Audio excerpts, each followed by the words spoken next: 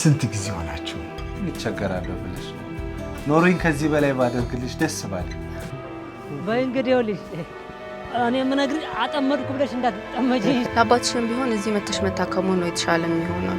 ያው በዚህ ከቀጠለ ጎረሯ ሰርጀሪ ያስፈልገዋል። እሺ ቻው። እሺ